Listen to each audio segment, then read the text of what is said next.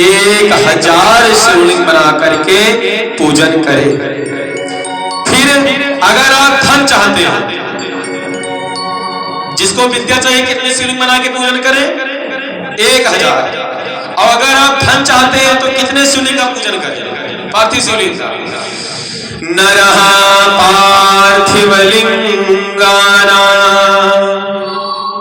धनार्थी च तदर्थकम्।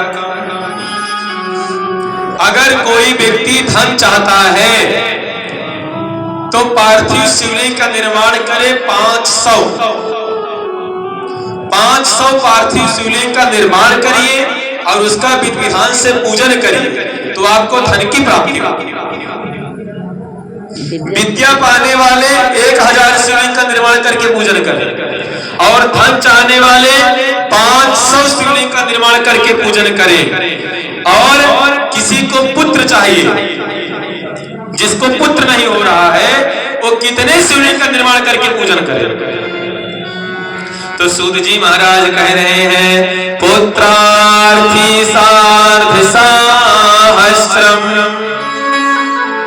वस्त्रार्थी शतपंचकम्। अगर किसी के पुत्र नहीं है, पुत्र चाहता है तो क्या करे हो? 1500 सार्ध सहस्रम 1500 शिवलिंग का निर्माण करके पूजन करे तो उसे पुत्र की प्राप्ति हो जाएगी।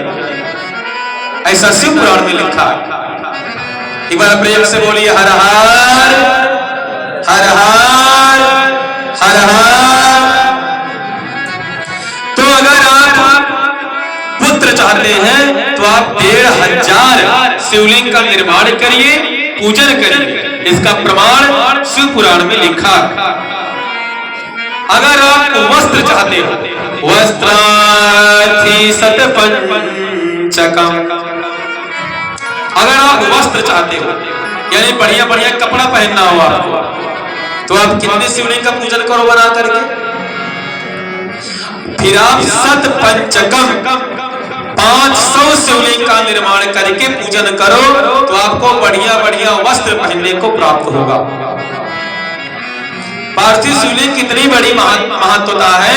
आप जिस कामना से पूजन करेंगे वो सब प्राप्त होगा आपको, लेकिन विधि बढ़िया होनी चाहिए। बिना विधि के करोगे तो सब निष्फल है, विधिवत होना चाहिए। अगर आप निष्काम भाव से कर रहे हो विधि कोई जरूरत नहीं है, लेकिन अगर आपको सकाम भाव से करना है, कुछ प्राप्त करना है तो विधि विधान होना चाहिए। जिस प्रकार आप कोई भी अनुष्ठान करो, कोई भी पूजा करो, कथा कराओ, तो उसमें 5 चीज बहुत जरूरी होती है। यज्ञ के 5 अंग होते हैं। कितने अंग होते हैं यज्ञ के? कितने अंग? 5। कौन कौन से बताऊं?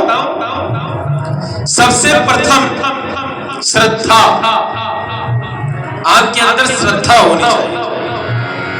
अगर आपके अंदर श्रद्धा नहीं है तो कितनों पूजा पाठ करवा लो, कितनों कथा कर लो, कितनों कुछ भी करवा लो, अनुष्ठान करवा लो, बड़ा बड़ा यज्ञ करवा लो, सचंडी लक्षंडी, वो सबका कोई मतलब निकलने वाला नहीं है अगर आपको श्रद्धा नहीं।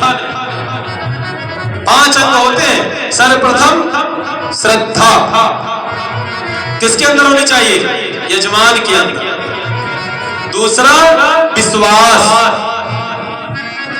श्रद्धा विश्वास। विश्वास भी होना चाहिए। आप जो काम करवाओ, जो आप यज्ञ करवाओ, उसमें आपको विश्वास होना चाहिए, क्योंकि विश्वासम फलदायक, वही विश्वास आपको फल देगा। जो ये कथा हो रही है, पूजा हो रहा है, ये आपको कौन देगा इसका फल?